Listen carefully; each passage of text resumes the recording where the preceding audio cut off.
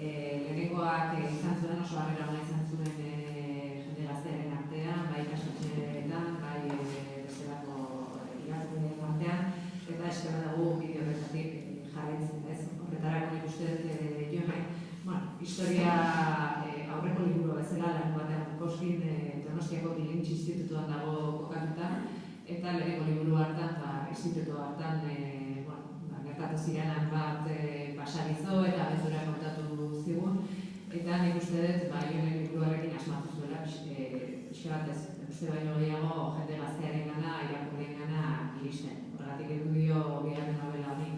Esan bezala historia instituto